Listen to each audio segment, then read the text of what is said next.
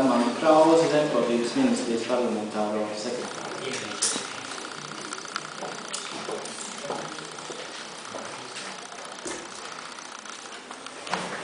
Paldies Svējiem kungam par iespēju teikt vārdus konferences atklāšanā. Es jau šeit esmu piedalījies gan citā kvalitātē, kā MVO pārstāvs un savu viedokli šeit, bet šoreiz pārstāv Zemkopības ministrija. Tad man liekas, ka nav liela atšķirība.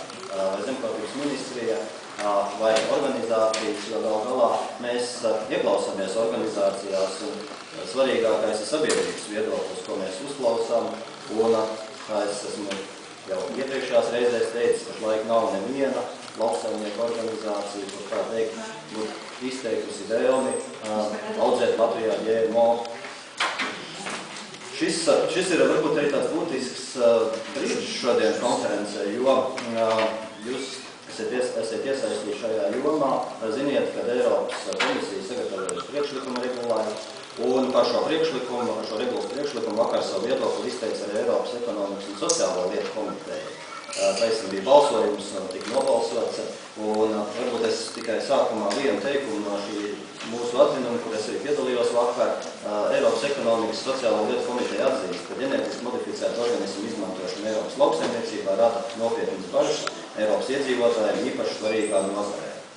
Tāpēc Eiropas ekonomikas un sociālo lietu komiteja atzinīgi vērtē Eiropas komisijas nodomu risināt šo sarežģīto jautājumu, kas saistīts dalībvalsts tiesībām brīvu ņemt par GMO audzēšanu.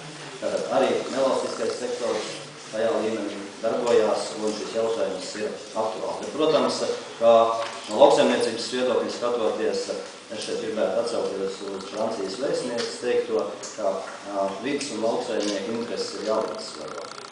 Un lauksaimnieki ir uzņēmēji, mēs pašlaik runājam par to, ka lauksaimniekiem ir grūti, un gal galā viņiem ir jānopelna savu ienākumu. Bet tā kā lauksaimnieki saka, nē, mēs neaudzēsim pagaidām GMO, tāda ir viena joma, ko tomēr lauksaimnieki izmanto, un tad izmanto labdarībā ģenētiski modificētos organismus. Un tad šeit es gribētu tā strikt norādīt, ka par to mēs nerunājam, bija šodienas konferences, saprot, par to nav, bet katrā gadījumā tas ir jautājums, par ko ir jādiskutē, jo, ja mums lauksaimniekiem tā iespēja tiek liekta, faktiski mēs nespējam konkurēt tāds nozars kā gaļas ražošana un citas. Bet katrā gadījumā Latvijā, lai audzētu GMO, tas tuvākā laikā noteikti nenotiks. Paldies par iespēju, paldies par konferences organizēšanu gan viceministrijai, gan arī zemes draugiem.